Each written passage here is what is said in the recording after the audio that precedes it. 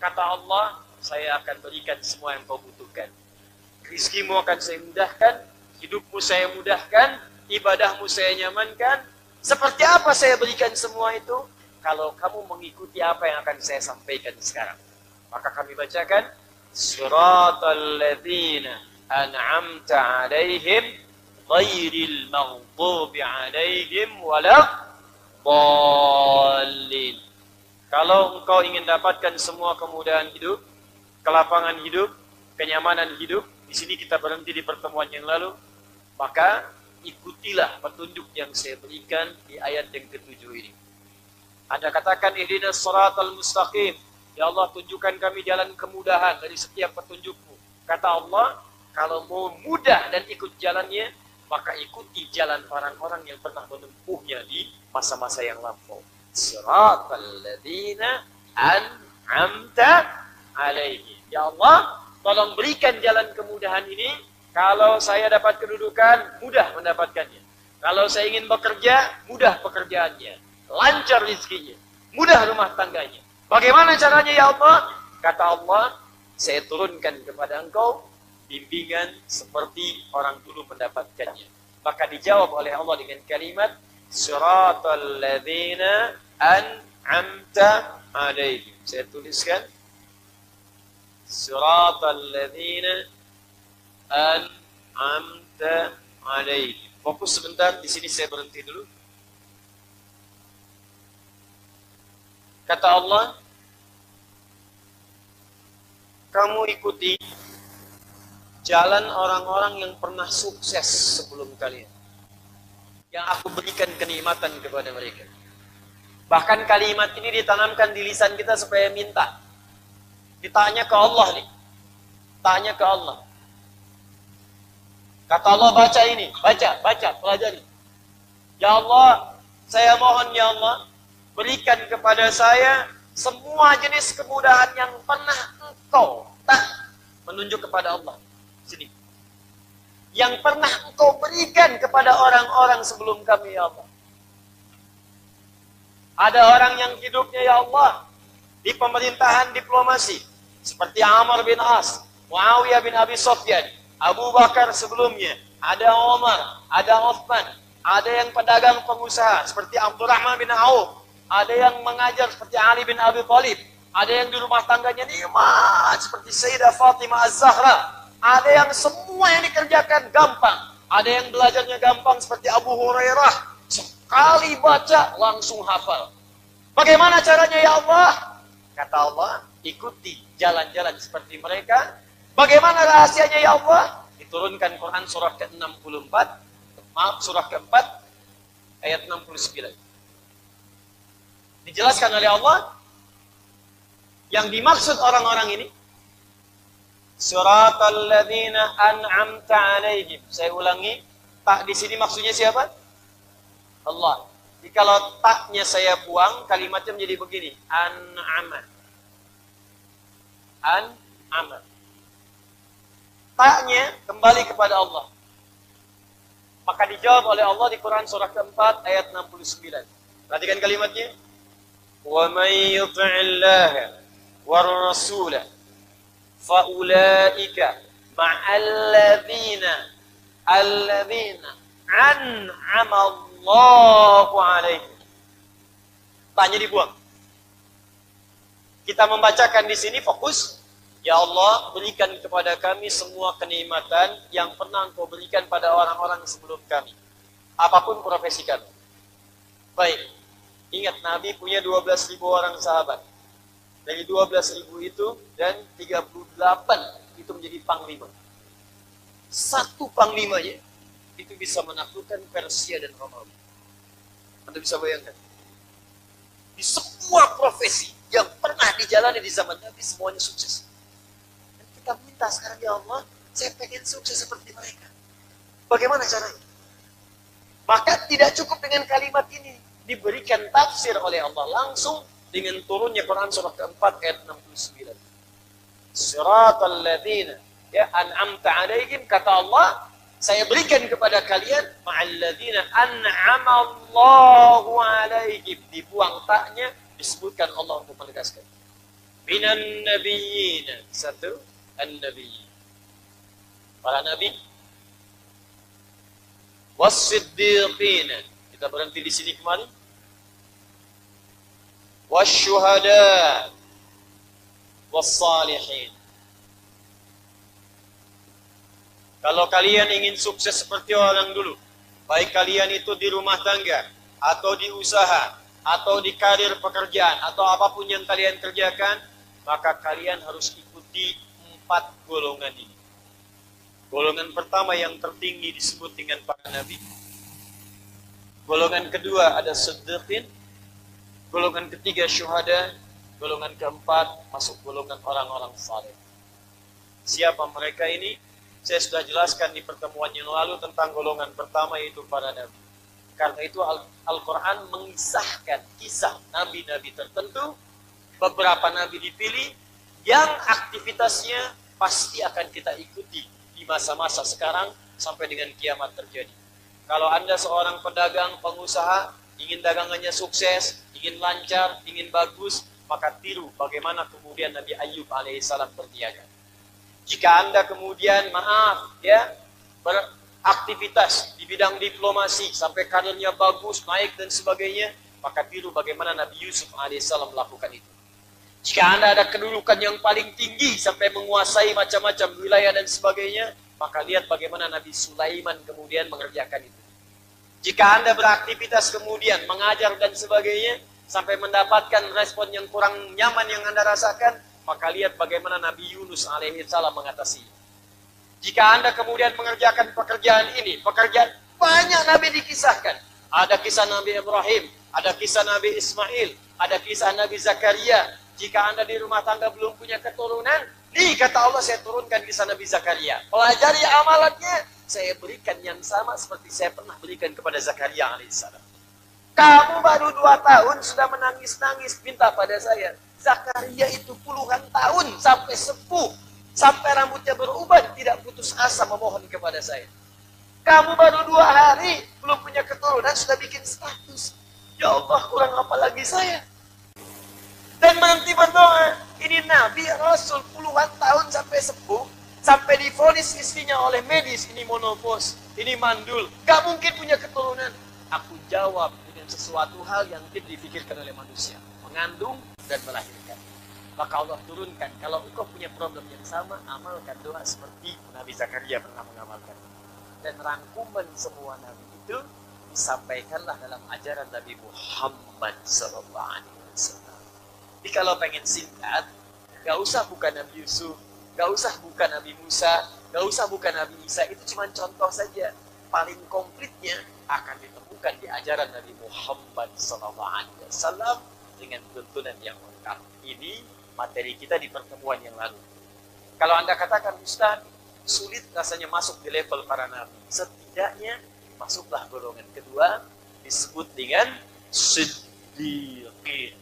Abu Bakar kemudian mendapat gelar As-Siddiq. Ketika mendapatkan ini, bahkan turun jaminan kesuksesan dunia dan akhiratnya. Siapakah Siddiqin itu? Bagaimana mengikutinya? Apakah dia sebuah nama sehingga Anda pulang dari sini dari namanya Kevin berubah jadi Siddiqin? Atau dia adalah golongan tertentu yang langkahnya bisa kita ikuti untuk sukses dalam kehidupan dunia akhirat kita. Kita bahas insya Allah setelah menunaikan sholat Isya berjamaah. Dan nanti setelah sholat Isya, saya akan berikan penghargaan khusus kepada beberapa anak yang menghatamkan Al-Quran dalam hitungan hari. Nanti ada anak yang menyelesaikan 30 juz dalam 15 hari. Dan saya minta nanti berkenan Bapak dan Rem, insya Allah untuk memberikan plakat khusus sebagai penghargaan bagi anak-anak ini dengan izin Allah Subhanahu Wa Taala. Kita jeda sejenak untuk menunaikan sholat Isya. Dan kita sambungkan pada materi baru kita di malam hari ini. Subhanakallahumma bihamdika asyhadu an la ilaha illa anta astaghfiruka wa atubu ilaik. Assalamualaikum warahmatullahi wabarakatuh. Bismillahirrahmanirrahim. Assalamualaikum warahmatullahi wabarakatuh.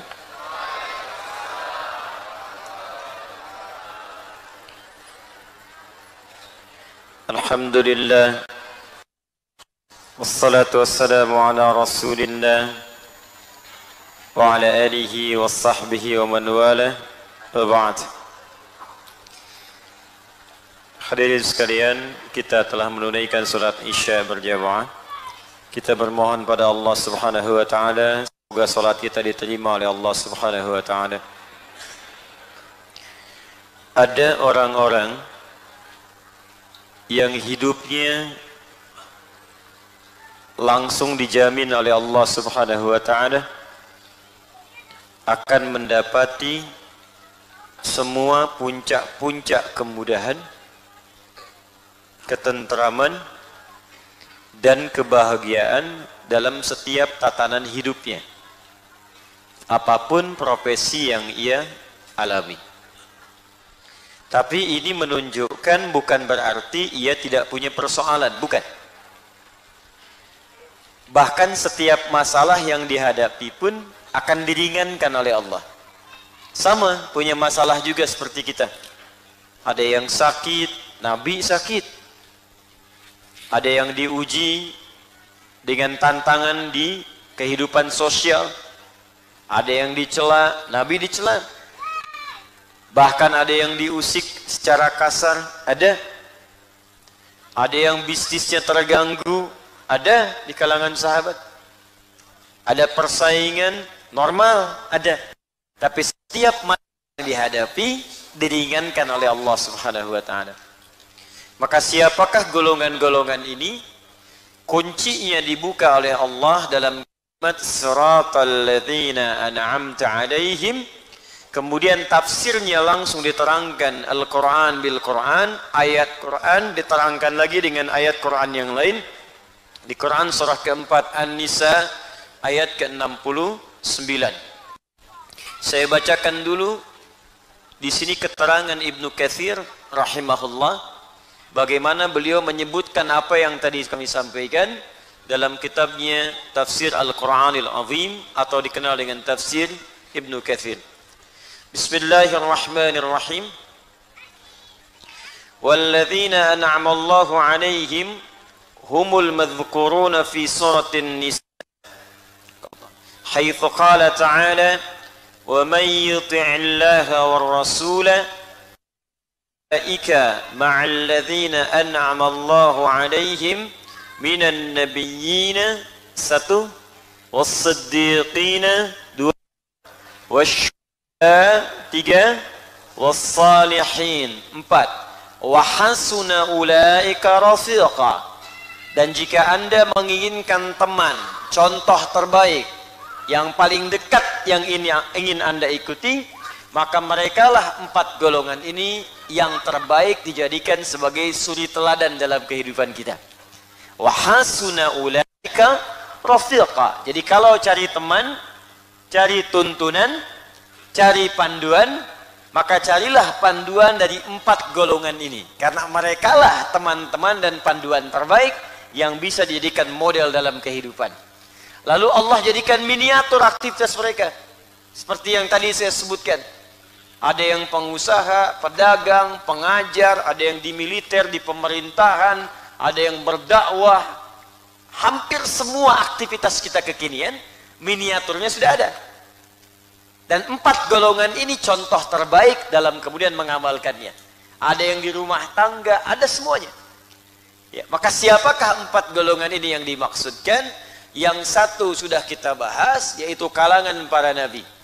Karena itu keluarkanlah semua tuntunan, khususnya Nabi Muhammad SAW, yang mencakup semua tuntunan-tuntunan nabi-nabi sebelumnya.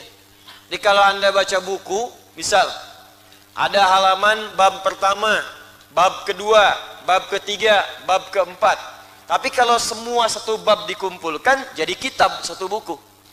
Nah, kalau nabi-nabi sebelum Nabi Muhammad itu pelajarannya cuma bab 1, bab 2, bab 3, bab 4. Semua bab itu dikumpulkan jadi satu dan diberikan petunjuknya di masa Nabi Muhammad SAW abadi sampai sekarang. Jadi semua petunjuk Nabi Muhammad mencakup semua ajaran nabi-nabi sebelumnya. Karena itulah kepada Nabi Muhammad disampaikan kisah Nabi Ayub, disampaikan kisah Nabi Yusuf, disampaikan kisah Nabi Sulaiman, Dan semua yang dialami nabi-nabi ini kemudian dipraktekkan petunjuknya oleh Nabi Muhammad SAW atas perintah Allah Subhanahu wa taala. Karena itu turunlah kemudian Quran surah ke-33 ayat 21. Ya. Kata Allah, "Laqad kana lakum fi Rasulillahi uswatun hasanah." Seperti kita bahas di pertemuan lalu, kalau Anda ingin cari model terbaik dijadikan tuntunan, dalam bahasa Arab disebut uswah. Maka semua kata Allah sudah saya tempelkan, sudah saya lekatkan pada pribadi Muhammad sallallahu alaihi wasallam dengan sifat kerasulannya. Sempurna semua. Pada diri Nabi itu sempurna semua. Semua sifat, pekerjaan, tuntunan, nilai ada semua. Tinggal kita mau ambil yang mana contohnya. Anda sebagai anak, ada tuntunan dari Nabi bagaimana menjadi anak yang baik pada orang tua. Anda sebagai suami, ada tuntunan bagaimana jadi suami yang baik. Ibu sebagai istri, tinggal pilih isi Nabi sebagai tuntunan.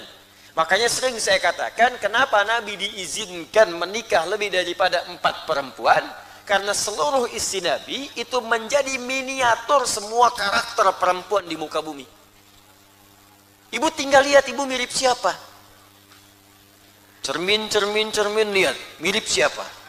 Ya. Sayyidah Aisyah kah yang aktif belajar, senang ikut kajian? Aisyah. Ada yang sabar, senang masak, senang bikin makanan. Ya. Sayyidah, siapa namanya? Binti Zam'ah. Ya, ada Saudah binti Zam'ah. Ya, ada yang senang berdandan rapi baik untuk suami, Sayyidah Zainab. Kalau Khadijah agak susah radhiyallahu ta'ala anha. Itu yang paling susah, paling susah. Ya, karena Sayyidah Khadijah itu terlihat oleh Nabi wajahnya, maka hilang setengah kegelisahan Nabi. Keluar kata-katanya, hilang semua gelisah Nabi, tenang Nabi. Al-Bukhari nomor hadis 4-5 dari Jabir bin Abdullah radhiyallahu ta'ala anhu. Turun Nabi dari Gua Hira siang-siang. Belum pernah bertemu dengan malaikat Jibril dalam wujud rupanya. Tiba-tiba di jalan kemudian ada panggilan, Muhammad, Muhammad. Aku tengok kanan kiri tidak ada orang. Depan belakang kosong. Aku lihat ke atas ada makhluk seakan duduk antara langit dan bumi. Bainas sama'i wal ardi. Manggil Muhammad, Muhammad. Pak Danrem siang-siang di Bekasi. Sedang jalan dipanggil. Danrem. Danrem. Tengok kanan kiri nggak ada orang. Depan belakang kosong. Begitu ke atas jubah putih, rambut agak panjang. Danrem. Kira-kira Pak, apa yang dilakukan? Siap. Dan Rem, siap. Kata Nabi, faru'ibtu minhu. Bulu kudukku naik. Ada perasaan takut. Jadi takut itu fitrah. Itu biasa. Yang salah itu jika takut berbuat dalam kebaikan.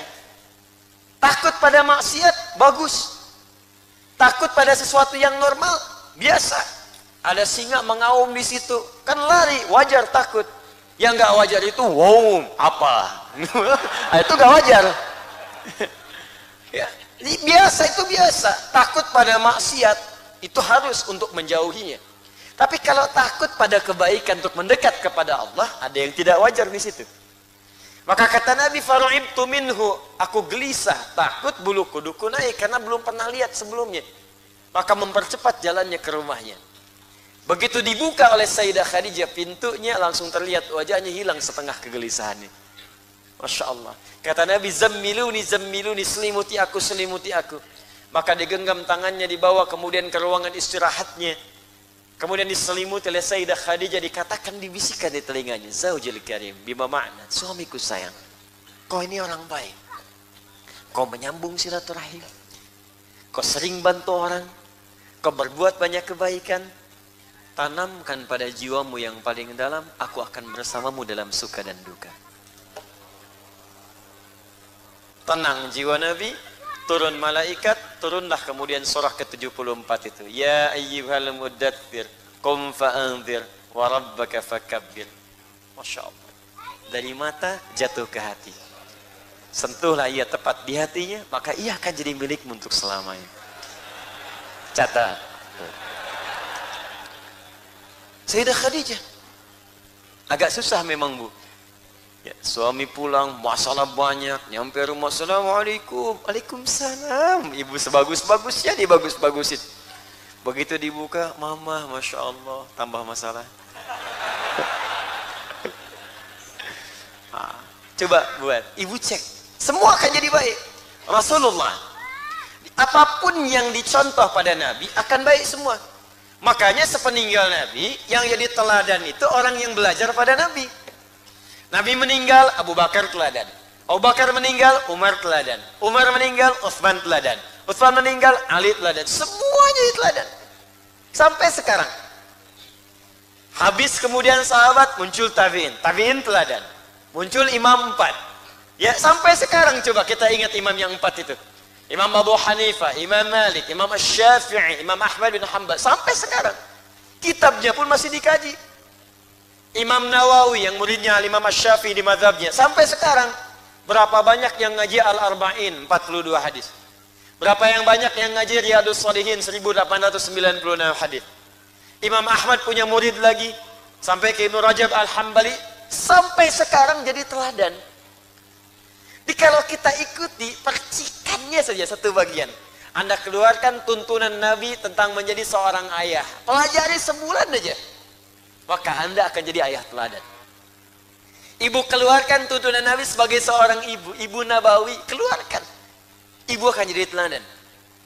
Anda seorang anak, keluarkan tuntunan dari Nabi sebagai seorang anak. Anda jadi teladan. Demi Allah saya katakan.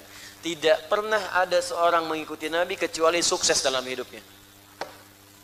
Imam Al-Bukhari membuat bab khusus. Saya berikan langsung rahasianya. Ini rahasia. Cari kitab Al-Bukhari. Cari kitab Sahih Al-Bukhari. Sekarang sudah banyak terjemahannya. Di situ ada 97 pembahasan. Cara cepatnya, jangan dipelajari semua.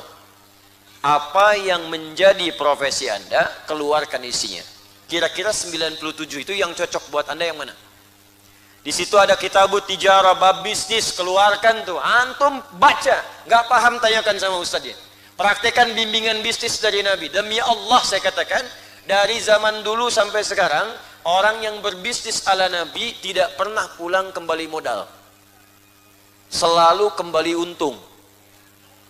Kitabul Imarah bab pemerintahan. Kitabul Marid bab orang sakit. Pelajari, dokter-dokter belajar. Ini ayat-ayat tentang penyakit, hadis-hadisnya apa. Kitabul Ilmi, bab tentang belajar. Ini teman-teman yang kampus nih, anak-anak muda ini banyak saya lihat. Demi Allah, saya sudah praktekkan Pak, Bu, teman-teman. Saya sudah praktekkan. Dan hasilnya dahsyat luar biasa. Dari bimbingan cepat memahami sesuatu. Membaca sesuatu cepat menghafalkannya. Menjaga supaya tidak lupa. Ada semua. Kapan ngatur waktu untuk belajar. Kapan murojaah untuk mengulang. Kapan mengecek keilmuan kita? Bagaimana membedakan ilmu yang benar dengan ilmu yang salah? Ada semuanya. Ada. Komplit luar biasa. Keluarkan. Makanya yang jadi bimbingan abadi itu sampai sekarang cuman tuntunan Rasulullah Muhammad SAW. Ya. Kita mendapatkan itu. Makanya keluarkan ngajinya itu. Diperdalam, dibenarkan.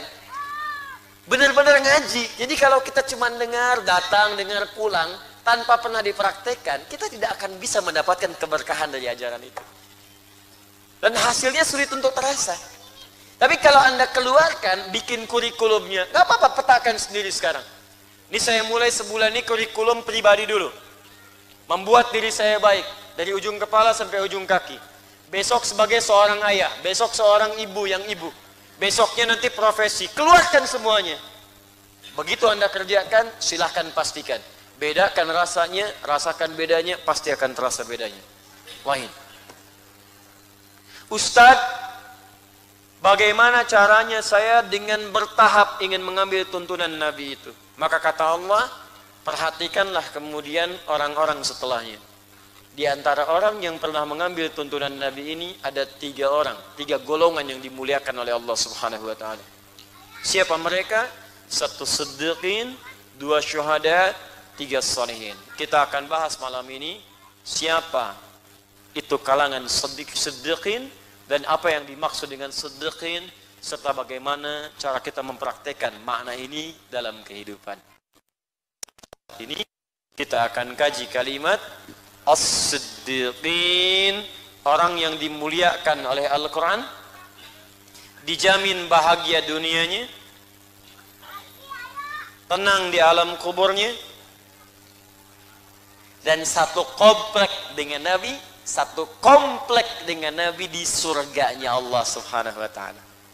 Satu komplek langsung disertakan pakai ma'iyah. Ulaika ma'alladzina, ma'iyah itu dempet, dekat dan bertetangga dengan Nabi. Wah, keren tuh jawabannya tuh. Di mana akhi surganya? Saya biasa aja di atas. Karena semakin tinggi semakin puncaknya. Tetangganya siapa? Ya alhamdulillah, depan saya Nabi Ibrahim. Oh, Masya Allah, masa sih belakang siapa? Nabi Musa. Terus tetangga kanan kiri siapa? Ya kirinya Nabi paling ganteng di bumi, ganteng-ganteng Nabi Yusuf. Ente lu nonton ganteng-ganteng serigala, ini Nabi. Kanannya Nabi Muhammad SAW. Siapa mereka? Satu, siddiqin. Siddiqin itu bentuk jama', terambil dari kata siddiq. Saya tuliskan siddiq.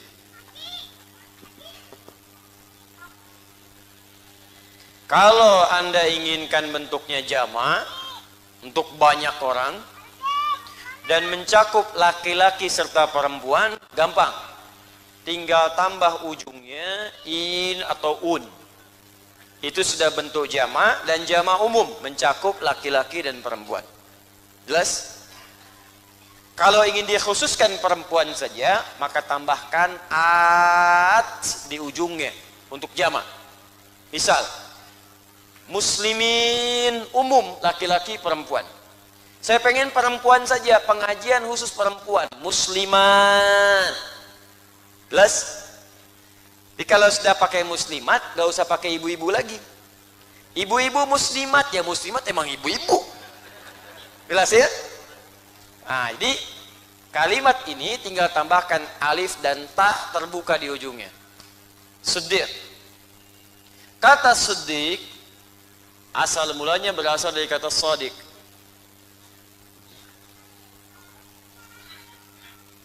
Kata shadiq akar katanya berasal dari kata shadaqah.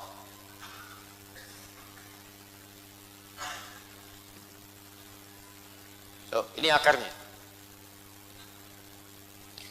Shadaqah artinya sesuatu yang benar. Saya ulang, shadaqah artinya sesuatu yang benar. Kita selesai ngaji ada tasdik. Shadaqallahul azim. Kita berkata, berkomitmen semua yang Allah sampaikan dalam Al-Quran semuanya benar. Baik, ini mengambil dari kalimat Nabi SAW. Fa inna asdaqal hadithi kitabullah wa khairal hadi hadyu Muhammadin sallallahu alaihi wasallam. Sungguh di antara perkataan yang paling benar hanya firman Allah yang benar. Firman Allah yang tidak ada cacatnya, sempurna. Maka selesai mengaji kita katakan shadaqallahul azim, tasdik dari kalimat Nabi, fa inna asdaqal hadithi kitabullah. Sungguh semua yang ada dalam Al-Quran semua benar, bersumber dari Allah. Maka kita katakan shadaqallah, ya Allah benar firmanmu ini ya Allah, benar firmanmu. Tapi tidak cukup sampai situ. Perhatikan kalimatnya. Karena kata shadaqah ini kalau diucapkan benar, maka orangnya disebut dengan shadiq. Saya ulang. Orangnya disebut apa? Shadiq. Orang yang membenarkan sesuatu. Tapi kalau orang ini fokus, ini poinnya, membenarkan sesuatu saat sebagian orang bahkan masih ragu atau ada yang menolaknya. Di sebagian orang masih ragu di infonya dan dia tetap percaya, tetap membenarkan informasi itu dan mengamalkan isinya. Jadi mempercayai informasinya dan mengamalkan apa yang disebutkan di informasi itu. Saat sementara orang bahkan ada yang meragukan atau menolaknya. maka berubah kalimatnya dari shadiq menjadi siddiq. Siddiq artinya orang yang membenarkan sesuatu hal dan komitmen mengamalkan apa yang dibenarkan itu, walaupun sebagian ada yang meragukan dan menolaknya. Satu kali Abu Quhafah, pernah dengar Abu Quhafah? Kalau Abu Bakar kenal? Oh, kenal di mana? Alhamdulillah, ada yang kenal Abu Bakar. Ya, alhamdulillah. Kemarin saya ke Jogja, ada yang kenal Fir'aun. Luar biasa. Abu Quhafah nama lainnya Abu Bakar. Rumahnya, tinggalnya di masa Nabi itu sekarang yang jadi Hotel Hilton. Jadi kalau Anda umrah atau haji, mudah-mudahan yang belum disegerakan oleh Allah, ya. Ya, dan biasa tidak cukup dengan amin, nabung, ya, nabung, siapkan dari sekarang. Nanti kalau umrah, kemudian ke Masjidil Haram, melihat Zam-Zam, nanti kalau saya berikan gambarnya begini. Ya, saya tidak pandai menggambar, tapi lokasi insya Allah saya paham. Saya kalau lihat sesuatu, otomatis biasanya suka, memorinya suka muncul. Saya dari depan masuk tuh, ada rumah sebelah kiri putih dari gerbang, ya ada Pajero B126 LK. Ya masuk ke sini, di situ ada Terios 789 B789 TRS. Ya di sini 1387 mobilnya yang sedan itu. Ya otomatis tuh muncul. Tapi kalau berbuat sesuatu yang kurang bagus, atau saya nggak pengen, ya hilang aja. Seperti lihat wajah antum, hilang aja seketika. Ya. Nah, ini Zam-Zam. Ini Zam-Zam. Ini ini Safwa, Hotel Safwa.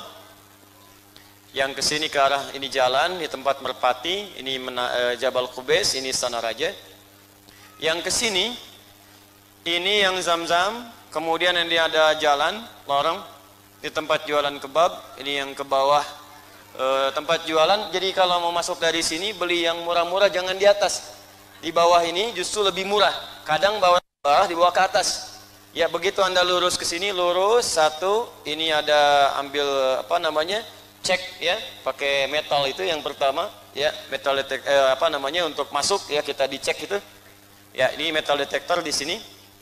Lurus belokan pertama, kedua, di sini ada restoran Turki. Di sini kemudian ada tukar uang, money changer. Masuk ke sini, yang di sini ini, teman-teman, ini yang beli satu dapat dua. Kalau kira-kira kurang modalnya di sinilah. Ya. Ini yang ini nyebrang jalan ini langsung ada Hotel Hilton. Ya, yang merah bata.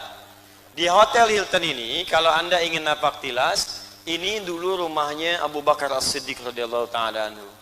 Sini. Ya, dan di sini sekarang kediamannya jadikan masjid. Gak banyak orang tahu. Ada masjid. Orang nyebutnya musola, tempat sholat. Abu Bakar. Jadi kalau di sini tangga pertama, di tangga kedua, jangan lewat sini, jangan masuk. Masuk lewat eskalator, naik ke atas. Begitu turun, Anda masuk satu ruangan, terbukalah kemudian persis seperti gini ruangan tempat sholat. Karpetnya hijau. Itulah rumahnya Abu Bakar As-Siddiq di zaman Nabi Sallallahu Alaihi Wasallam. Kenapa saya kisahkan Abu Bakar ini? Nah, kisahnya erat kaitannya dengan peristiwa Nabi saat diisrakan oleh Allah Subhanahu Wa Taala di awal masa dakwah. Jadi Nabi ketika selesai Isra, kemudian Mi'raj, balik cerita, kedengaran ceritanya oleh Abu Jahal. Di mana Abu Jahal lokasi tinggalnya? Anda di ini Zam-Zam, lewat ke sini. Ini gate pertama, King Abdul Aziz, ini sedang perubahan. Ini yang kemudian menggunakan tangga ke atas, lewat sini. Belok ke sini. Ini yang saya katakan di sini ada pos security, CCTV-nya yang ada ke sini, warna putih, jaga orang. Di pintu 26, gate Ismail. Kalau di sini penuh, masuk lewat sini. Ya, nanti Anda ke sini turun langsung ke depan Ka'bah. Kalau ke sini muter lagi ke arah sini. Ini pintu 27. Ini babun Nabi, Nabi di sini sholat 2 rakaat, kemudian berangkat Isra, kemudian Babu Salam ke sebelah sini. Pintu sunnah tawaf lewat Babu Salam. Karena ketika tembus langsung Bukit Sofa, langsung Ka'bahnya Hajar Aswad. Jadi nggak belok-belok lagi. Cuman karena sedang diperbaiki, makanya nggak muncul tuh di sini, ya. Maka nggak ada jalan, jadi harus lewat sini lagi. Ya, lewat sini lagi. Ini rumahnya Nabi di sini. Di sini yang disamarkan jadi perpustakaan, maktabah kadimah. Nah, Abu Jahal di mana? Persis di depan pintu yang 20 bangun Nabi di sini. Nah, di sini ada satu tiang lampu yang panjang. Sekarang tandanya jadi jembatan begini. Persis di sampingnya ini rumahnya Abu Jahal. Begitu mendengar berita Nabi SAW diisrakan, beliau membaca. Abu Jahal ini membaca, di kesempatan nih bikin hoax. Di Abu yang sekarang telat ya. Yang dulu udah banyak. Udah banyak. Kesempatan nih. Terus langsung provokasi. Ini provokator tingkat tinggi lah. Tapi caranya halus benar. Muhammad, kalau kamu umumkan kisah ini kan kisah dahsyat. Belum pernah ada orang masyarakat kita sampai ke Palestina, Masjidil Aqsa, cuman semalam balik lagi. Kamu kan tahu, kafilah-kafilah kalau berangkat paling mudah, paling gampang, pulang-pulang 3-6 bulan. Kamu cuman semalam, dahsyat itu. Kalau banyak orang tahu, banyak masuk Islam. Kurang lebih begitu bahasanya. Ya. Nabi disampaikan, diundanglah oleh Abu Jahal. Datang. Ini Muhammad punya info SAW. Maka setelah kumpul orang, naiklah Nabi ke Jabal Qubais. Ayo Muhammad, apa yang kamu sampaikan? Kata Nabi tadi malam saya diisrakan oleh Allah. Kemudian berangkat ke Masjidil Aqsa. Naik ke langit kemudian turun. Dan ini beritanya begini. Ketawa langsung Abu Jahal. Masya Allah. Saya nggak bisa tirukan. Ya, ketawalah pokoknya. Toh, gitulah. Ya. Begitu ketawa, dia bilang, Allahu Akbar, inilah si pembohong ini. Kita aja mau ke sana butuh berbulan-bulan. Dia bilang cuma semalam. Ini bukti kebohongan Muhammad sallallahu alaihi wasallam. Ini bukti kebohongannya, kata Abu Jahal. Ya, ini bukti kebohongannya. Bagaimana kalian bisa yakin lagi dengan dakwah orang ini? Maka dari situ banyak orang ragu. Ada yang ingkar lagi, ada yang nggak percaya. Wah, ini pembohong, ini begini, ini tukang sihir, tukang tipu, masya Allah. Jadi kalau ustadz disebut bid'ah, biasa aja. Nabi aja disebut tukang tipu. Tuh. Dan nggak usah marah. Nabi dicela, Allah dicela, malaikat dicela, Rasul dicela, Nabi dicela, sahabat dicela, tabiin dicela. Dan biasa saja. Anda Tuhan bukan, malaikat bukan, Rasul bukan, Nabi bukan, sahabat bukan, tabiin juga bukan. Kemudian Anda dicela, ya nggak usah marah. Kalau Anda dicela oleh orang yang buruk, ini berarti ada kebaikan dalam diri Anda yang tidak dimiliki oleh mereka. Ingat ya, celaan dari orang buruk sebetulnya bukan celaan, tapi pengakuan yang Allah berikan dititipkan di lisan orang itu untuk menetapkan bahwa Anda berubah jadi baik. Anda biasa kumpul-kumpul di jalan, sekarang ikut ngaji. Lalu teman Anda yang biasa kumpul mengatakan, oh soleh. Padahal nama Anda misalnya Doni, kan? Anda katakan bukan, saya tetap Doni. Cuman sekarang ya berusaha untuk lebih baik. Oh ahli surga, kan? Nah, itu kalimat itu ketika diucapkan oleh orang tadi, itu bukan celaan, sesungguhnya pengakuan langsung dari Allah dititipkan pada orang itu untuk menetapkan Anda sudah berubah menjadi baik. Karena orang baik itu hanya akan dicela oleh yang buruk. Itu rumusnya. Kalau Anda buruk, Anda akan dicela oleh orang yang baik untuk mengingatkan Anda supaya kembali jadi baik. Jadi kita ini nggak bebas dari celaan. Kata Imam Asy-Syafi'i, hanya orang gila yang ingin bebas dari celaan. Karena nggak ada yang bebas dari celaan. Makanya berbahagialah ketika orang-orang jelek itu mencela Anda. Artinya ada kebaikan dalam diri Anda. Tapi Anda pun tidak harus bikin status. Alhamdulillah ada pengakuan dari Allah, sudah baik.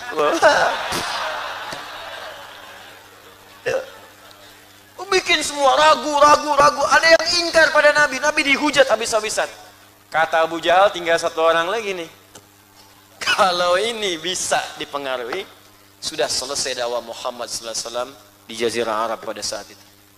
Tinggal satu orang lagi, Abu Quhafah, Abu Bakar. Maka saat orang menertawakan Nabi terdiam, berangkatlah orang ini tadi dari lokasi yang saya tunjukkan supaya terbayang maksud saya. Ya, kalau belum berangkat ya bayangin aja juga gitu ya, kurang lebih berdoa dari sekarang minta ikhtiar seberangkat. Ya, itu berangkat.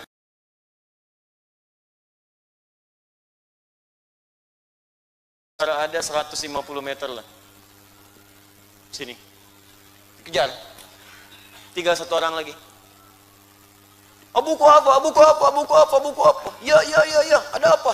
Ya kalau paham bahasa Indonesia begitulah gitu kan. Sampaikan. Ini ada berita penting. Muhammad SAW ada berita yang sangat dahsyat. Orang-orang dah kumpul di Jabal Qubais. Kamu datanglah. Dibawa, ditarik, datang Abu Bakar kemudian ke situ. Ada apa? Silahkan Muhammad sampaikan. Nabi Muhammad SAW menyampaikan lagi. Dan perhatikan bagaimana Nabi tidak putus asa dalam menyampaikan. Anda bayangkan. Boleh jadi ibu bapak itu mengajar di sekolah. Mungkin dari sekian 20 murid, mungkin satu yang berhasil. Gak apa-apa. Dua yang rajin, gak apa-apa. Kalau niat kita benar karena Allah, maka kuantitas tidak akan jadi ukuran. 18 orang meninggalkan kelas, ya kalau urusannya karena Allah, gak apa. Seorang syekh sedang mengajar, ratusan orang datang. Semangat mengajar. Tiba-tiba pertemuan berikutnya cuma 2 orang, masih semangat juga. Sama seperti ratusan orang tadi. Orang bingung melihat, ya datang, Syekh. Anda kok bisa semangat yang sama? Kemarin ratusan orang datang, Anda semangat. Sekarang cuma 2 orang semangat juga. Apa jawab Syekh tadi? Dia tersenyum kemudian mengatakan, wallahi, saya ini kan mengajar karena Allah. Yang saya harapkan pahala. Pahala itu nggak diukur dengan ratusan orang. Yang penting saya ngajar, pahala dapat. Saya nggak peduli, walaupun cuma 1 orang di depan saya, tetap saya akan ajarkan dengan semangat yang sama. Karena yang saya kejar itu pahala Allah. Sekarang itu yang hilang. Guru-guru dulu kita itu, keikhlasan yang diutamakan. Ngajarnya ikhlas. Didoakan, dibimbing, walaupun cuma ngajar Iqra, ngajar Quran. Makanya muridnya itu pada jadi. Ada yang diplomat, ada yang pejabat, ada yang di militer, ada yang macam-macam jadi. Kenapa sekarang kemudian gelar tinggi-tinggi, tapi kualitasnya itu seakan hilang? Anda cek di KPK itu, pencuri itu yang punya gelar atau yang nggak ada gelar? Koruptor itu yang ditangkap-tangkap itu setinggi apa sih gelarnya? Pasti ada yang salah itu. Ada yang hilang di pendidikan ini. Ada yang dikejar yang bukan kualitasnya. Ada materi yang perlu dibanggakan. Ada ijazah dengan kualitas yang tidak membanggakan. Ada nilai-nilai yang hilang kekinian. Pantas kemudian kerusuhan menjadi banyak. Tawuran di mana-mana. Narkoba menyebar luas. Akidah akhlak sekarang berkurang. Bahkan pelajarannya hampir hilang. Berapa banyak kita, Anda perhatikan aja. Kurikulum saja anak-anak belajar. Itu anak-anak TK bisa berangkat pagi, pulang sore. Orang dulu saja paling cuma sejam 2 jam selesai pulang. Sekarang jadi semua. Dan malamnya masih ngaji. Bekasi itu terkenal lah. Terkenal Bekasi itu. Pagi pergi ke sawah, malam pergi ke masjid. Dan jadi. Sekarang berapa banyak masjid yang diisi? Berapa banyak amal yang dilakukan? Ada yang kurang. Nabi memberikan prinsip. Nabi sampaikan lagi. Yang tadi ingkar semua, ada yang ragu, ada yang ingkar. 1 orang datang, 1 orang baru. Nabi sampaikan dengan bahasa yang sama, dengan semangat yang sama. Boleh jadi dari 1 orang ini mungkin akan memberikan dampak kepada orang yang lebih luas. Mungkin 1 murid Anda yang perhatian pada Anda. Ketika Anda ikhlas kemudian mendidiknya, boleh jadi 1 orang itu yang akan memberikan tambahan murid-murid Anda dengan keberkahan ilmu yang telah Anda berikan. Tuh. Mungkin dia jadi pimpinan, mungkin dia jadi orang kaya dan keberkah dengan kekayaannya. Mungkin dia jadi pengajar lagi, punya murid lagi, 1 orang itu. Makanya ketika ada orang belajar, Quran membagi 3 bagian. Quran surah 9 ayat 122. Ya, wa ma kana al-mu'minuna liyanfiru kaffah falaula nafara min kulli firqatin minhum. Ya, nafar jadi firqah. Ta'ifatun. Jadi ada nafar, ada ta'ifah, ada firqah. Nafar jumlah banyak. 100, 200. Sekarang ada 5.000, 6.000, 7.000, 10.000 yang hadir. Kemudian jadi firqah.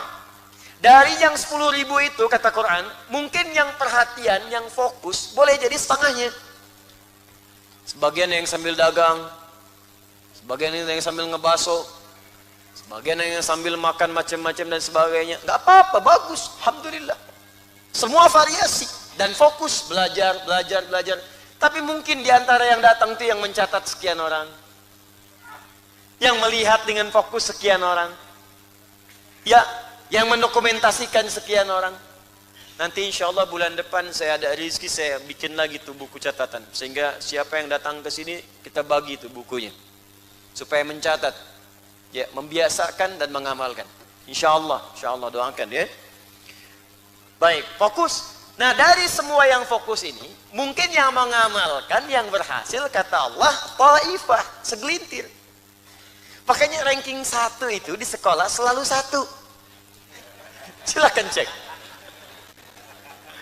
Gak ada ranking 1, 10 orang. Gak ada. Ranking 1 itu pasti 1. Jadi kalau ibu bapak mendapati di sekolah, yang berhasil sekian, yang nilainya bagus, itu biasa saja. Tapi jangan cap juga, ingat, jangan dicap orang-orang yang kurang, yang terlambat sebagai anak bodoh. Belum tentu, Bu, Pak. Kenapa? Karena nanti kisah Abu Bakar akan menginspirasi. Boleh jadi dengan persaksian Abu Bakar yang tadinya ragu, jadi naik lagi yakin semua. Boleh jadi dengan satu orang ini yang kita didik, yang kelihatan kurang-kurang itu justru mereka yang berkembang kemudian. Karena belajar dari yang tadi. Dan itu banyak terjadi.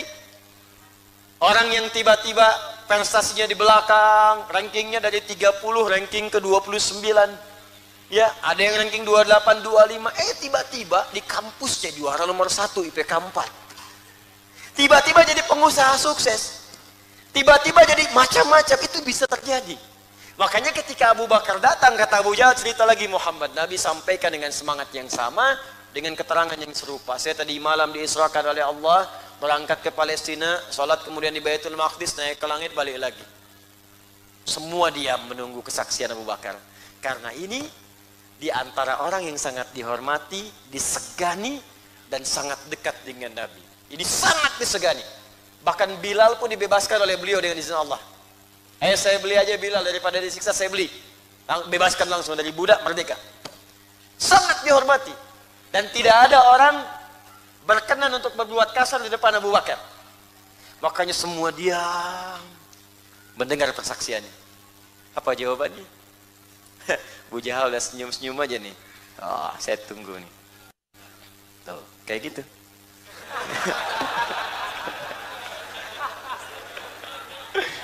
Fokus. Ya provokator memang biasanya begitu. Nungguin pembuat hoax begitu, tinggal nunggu aja nih. Kadang bikin isu di media sosial, potong-potong video, gitu kan? Cari keuntungan, cari viewer, macam-macam. Ya, saya cek video saya juga banyak dipotong-potong gitu. Ya, benturkan dengan ustadz lain, bikin ini, bikin itu. Terakhir saya lihat video saya dibenturkan dengan Menteri Agama. Sejak kapan saya ngomentarin Menteri Agama? Tiba-tiba muncul aja. Anda bayangkan saya ngomentarin tentang disertasi yang sedang di Jogja. Tiba-tiba disambungkannya, wah, mengoreksi Menak. Wah, Bu ini dan sebagainya. Apa untungnya sih? Apa untungnya? Anda cuma mengoleksi dosa aja. Gitu. Kalau memang ada orang keliru, ya diluruskan. Kalau ada orang salah, tidak paham ilmu, orang tak paham ilmu berpendapat, ya dimaklumi aja karena nggak paham. Ya, kemudian diluruskan, selesai. Dan tunjukkan jalan-jalan yang baik dengan cara yang lembut. Kemudian kita berubah. Anda ini mau merubah orang atau mencela orang? Ya, dan hindari hal-hal yang negatif, bikin hoax, bikin provokasi, karena itu sudah dikerjakan oleh orang-orang terdahulu. Abu Jahal, Abu Lahab. Ya, jangan jadi abu-abu yang lainnya. Ya udah, itu aja cukup abu yang dulu. Ya, kalau mau seperti Abu Bakar. Maka ketika dikisahkan apa jawaban Abu Bakar? Perhatikan kalimatnya. Kalaulah saat ini, tegas, mantap, mengalir di hatinya. Kalaulah saat ini dikatakan ada musuh yang akan menyerang kita di belakang bukit ini, Jabal Kubais. Kalaulah saat ini dikatakan pada kita oleh Muhammad sallallahu alaihi wasallam, ada musuh di belakang bukit ini yang akan menyerang kita saat ini, dan itu tidak terbukti, tetap saya akan percaya kepada Muhammad. Kalaulah saat ini, kalau laukana, berarti kalau itu tidak terjadi. Dan beliau yakin, ingin menunjukkan pada orang Arab. Orang Arab tuh bahasa uslubnya tinggi, gaya bahasanya tinggi. Ya, jadi harus pakai tinggi lagi. Ya, nyaris itu sama dengan tidak. Ingat ya, nyaris hampir sama dengan tidak. Liverpool musim lalu hampir juara Liga Inggris, tidak juara. Jelas ya, sama dengan tidak. Nomor 2, mungkin sekarang ya insya Allah. Ya, ya. Kalau juara. Tapi saya bukan fans ya klub tertentu, tidak. Saya hanya melihat, mengamati dan sebagainya untuk bahan dakwah, itu aja. Jadi saya bukan fans tertentu. Saya pergi ke Inggris, ke Liverpool, foto di situ. Oh, Ustaz Adi, you are never walk alone. Ramai ya. Akhirnya ya sudahlah. Apa namanya, pendukung MU protes. Ya sudah, saya ke Old Trafford sana. Saya datang ke Old Trafford, saya sandingkan kaosnya dua-duanya. Nih, Old Trafford, MU dan Liverpool. Ya. Akhirnya pendukung MU senang semuanya. Alhamdulillah, ternyata Ustaz Adi MU juga kan. Sudahlah, beda itu boleh, tapi jangan menghalangi kita untuk bersahabat dan minum teh bersama. Ya, terapkan ke sini. Ya, Viking dengan The Jack bersahabat. Ya, boleh beda-beda lah, silakan. Yang satu oranye, satu biru gitu kan. Ya, harus sama-sama. Kalau ke Bandung nggak apa-apa. Persib anu aing, eleh deui nggak apa-apa. Isuk menang, ya nggak ada masalah. Ya, Persija juga demikian. Ketika bertemu salaman, senang, itu enak. Nonton bareng-bareng, bubar bareng-bareng, enak kan? Selesai. Apalagi kalau waktu sholat, berhenti dulu sih, sholat yuk, ayo. Oh, itu top lah pokoknya. Itu jadi rel masjid insya Allah. Kata Abu Bakar, kalaulah, maksudnya nggak terjadi. Ini pujian, madah pada Nabi. Maksudnya apa? Maksudnya beliau ingin sampaikan dengan bahasa halus, Muhammad itu SAW punya sifat al-amin, nggak mungkin berdusta. Walaupun Nabi Muhammad mengatakan di belakangnya ada musuh, ya bahasanya kalaulah, nggak akan terjadilah begitu. Karena Muhammad ini seorang yang jujur. Kalaupun mengatakan di belakang ada musuh ingin menyerang dan tak terjadi, aku akan tetap percaya kepada beliau. Ini uslub yang sangat halus, ingin menunjukkan ini laki-laki ini mustahil berdusta. Karena dia dari sekarang dikenal dengan jujur, nggak pernah mabuk, nggak pernah zina, nggak pernah tipu orang. Yang paling aneh Pak Bu, ada fakta yang belum terungkap sampai sekarang. Bapak Ibu tahu, ternyata orang-orang yang memusuhi Nabi ini aneh sekali. Memusuhi Nabi tapi hartanya dititipkan pada Nabi. Tuh. Muhammad nitip ya, nitip. Muhammad nitip emas ya, Muhammad nitip kambingnya, nitip ke Nabi. Begitu Nabi mau hijrah, diambilin lagi. Dia aneh. Musuh tapi nitip. Tuh. Ya, ini kan menunjukkan dia ini dipercaya. Mabuk gak pernah, terpercaya iya, diakui oleh semua. Konflik semua kepala suku, konflik, saya yang letakkan Hajar Aswad, saya letakkan. Udah gini aja deh, kita pilih aja satu orang yang duluan ke masjid, tempat yang terbaik ini. Temukan Nabi Muhammad, sepakat semua. Ya udah orang itu aja, orangnya baik, gak pernah mabuk, gak pernah apa, gak pernah menipu, gak pernah semua. Makanya kata Abu Bakar, ini orang baik, gak pernah bohong. Kalaupun mengatakan ada pasukan datang kemari, ternyata gak terjadi, saya tetap percaya kepada dia. Maka percaya dan yakin pada sesuatu, walaupun banyak orang ragu, bahkan ada yang menolaknya, berubah dari kata shadiq menjadi apa namanya? Siddiq. Sejak saat itulah sahabat ini diberi nama dengan As-Siddiq. Abu Bakar As-Siddiq. Yakin dan percaya serta mengamalkan apa yang diyakini itu. Jika Anda tarik ini kepada ketentuan Allah dan Rasulnya, karena rumus besarnya, awas saya berakhir di sini. Rumus besar di ayat ini, perhatikan, ini kerangkanya, dibuka di awal ayatnya. Fokus ini. Wa may yuti'illaha war rasul. Quran surah keempat tadi ini, ayat 69. Wa may yuti'illaha war rasul. Siapa yang mampu menaati Allah dan Rasulnya Muhammad sallallahu alaihi wasallam, taati Allah, taati Rasul. Kata Allah salat, salat. Kata Allah puasa, puasa. Bagaimana cara salatnya ya Allah? Ditunjukkan oleh Nabi. Ini begini cara takbirnya, begini rukuknya, begini sujudnya. Ya Allah, Engkau perintahkan aku untuk puasa. Turun ayat puasa. Ya ayyuhalladzina amanu kutiba alaikumusiyam. Puasa. Bagaimana caranya ya Allah? Ditunjukkan oleh Nabi. Nih, puasa jam sekian, waktunya sekian, bukanya sekian, apa yang dikerjakan ini, yang ditinggalkan ini. Semuanya. Lalu Anda yakin dengan ini semua dan mengamalkan isinya. Diminta salat, salat. Allahu Akbar, Allahu Akbar. Tiba waktu subuh, ayo cepat bangun, bangun. Bahkan yang paling hebat, ada orang sudah siap sebelum waktunya. Dia benarkan semua. Turun ayat waris. Laki-laki 2, perempuan 1, 2:1. Banyak orang meragukan, wah ini bertentangan dengan gender, ini tidak adil, ini saya mau yakin, yang dari Allah pasti benar. Saya kerjakan. Warisan 2:1, 2:1. Ilmunya dengan ketentuannya sehingga hikmah datang kemudian. Maka orang ini disebut dengan sedekah. Kata Allah infak, infak. Kata Allah jangan takut miskin, gak akan takut. Harta keluar, keluar. Haji kerjakan, kerjakan. Salat kerjakan, kerjakan. Tahajud turun, kerjakan. Maka orang-orang yang yakin dengan semua ketentuan Allah, diajarkan oleh Nabi caranya dan dia kerjakan dalam kehidupannya, maka orang ini masuk dalam golongan siddiqin. Orang-orang yang membenarkan semua ketentuan-ketentuan dari Allah, perintah dan larangannya, kemudian mengikuti semua ketentuan itu. Inilah siddiqin. Ya. Nah, terapannya dalam kehidupan kita, sekali lagi, ada yang pokok, ada yang cabang. Yang pokok itu perintah yang diperintahkan kepada semua hamba Allah. Salat itu pokok. Makanya Anda pekerjaan apapun, kalau sudah tiba waktu salat, ya salat. Zakat itu pokok. Kalau sudah sampai nisabnya, keluarkan zakat. Nggak usah ragu-ragu. Dan jangan ditunda-tunda. Zakat keluarnya di bulan Rabiul Awal. Keluarkan sekarang, jangan tunggu Ramadan. Kalau sudah keluar nasabnya sekarang, haulnya sekarang kerjakan. Enggak, saya tunggu Ramadan ini supaya pahalanya berlipat. Begitu masuk Rajab, meninggal. Zakat belum dituliskan. Kerjakan. Tinggalkan. Do it, leave it.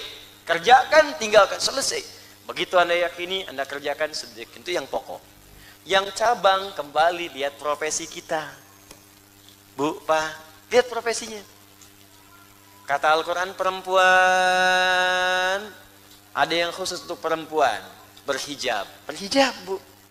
Kerjakan aja. Yakin. Ya, yakin aja ibu, pakai aja dulu, pakai, kenakan, itu sedikit. Masuk golongan itu.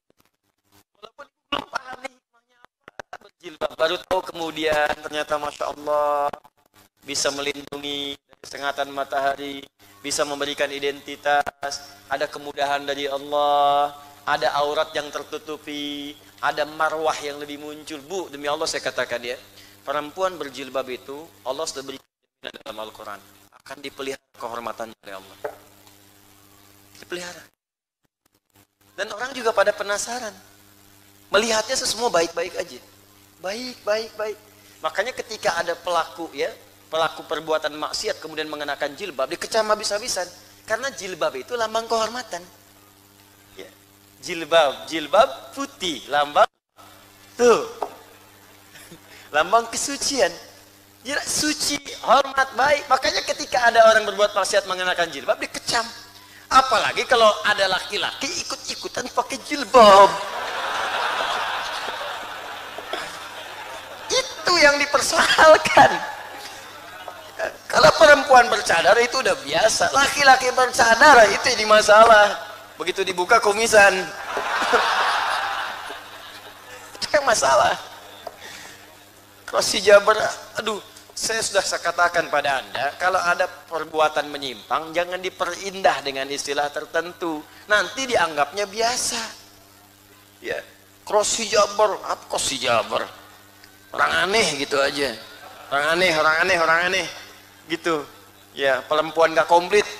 udah pokoknya kasih kata-kata itu yang tegas saja supaya perbuatan itu dianggap tidak disukai, dibenci. Kalau udah dibenci ditinggalin sendiri. Nah, ini sekarang ini banyak kriminalitas diperhalus, ini seakan-akan baik. Maling, koruptor, kayaknya bangga gitu dengan gelar itu.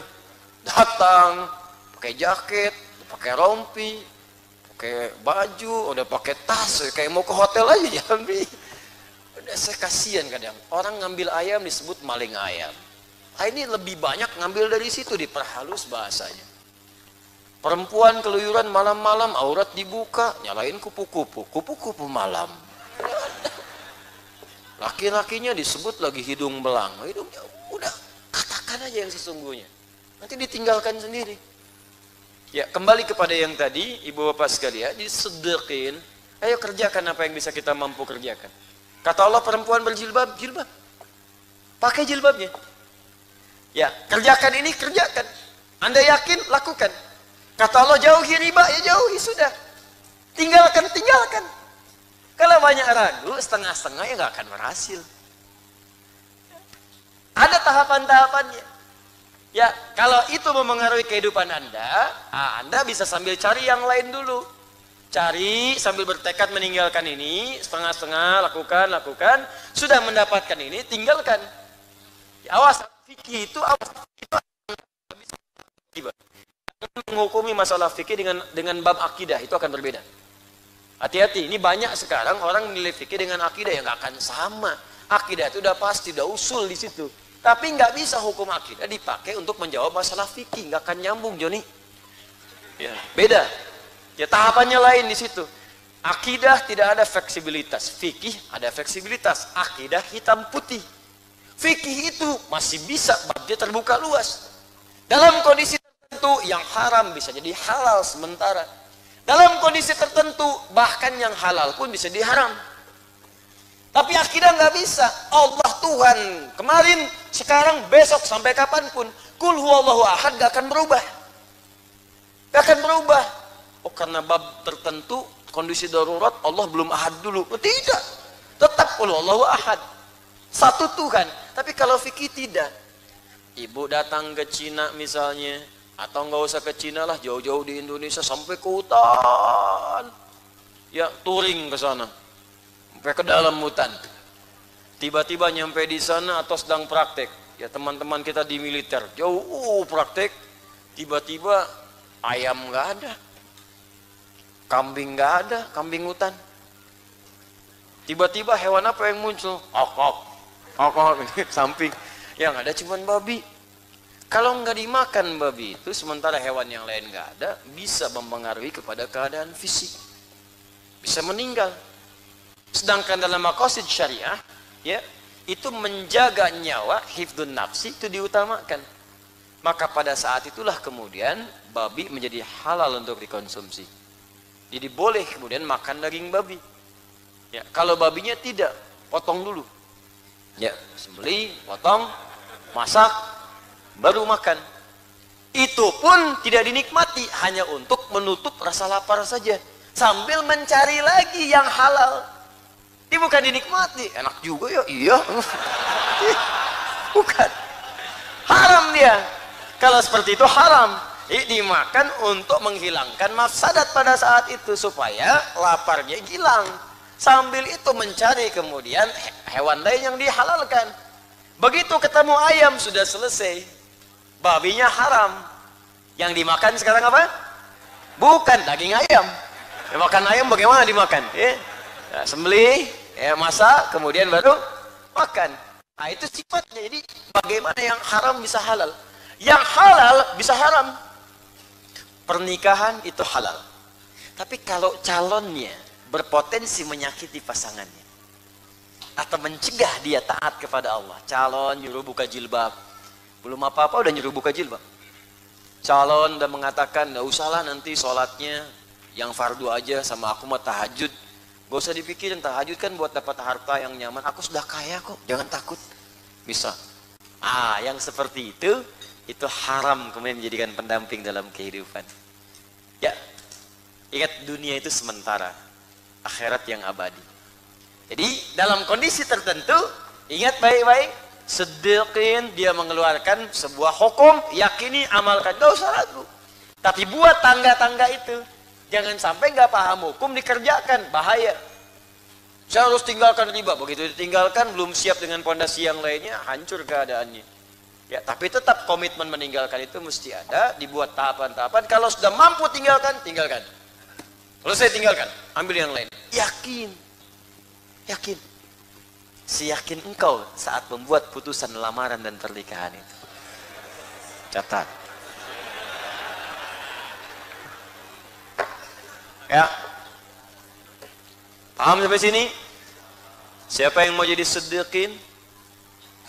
Nah, kalau mau jadi siddiqin, mulai sekarang amalkan semua ketentuan Allah. Kata Allah, tahajud itu banyak manfaatnya. Yakin? Percaya? Tahajud meningkatkan karir. Tahajud memberikan solusi. Tahajud memberikan perlindungan dari Allah. Yakin? Kalau yakin, amalkan. Siap? Nah, kalau yakin dan diamalkan, maka berubahlah nama Anda menjadi siddiqin. Nanti tinggal tunggu perubahannya. Pasti akan Allah jawab dengan janjinya.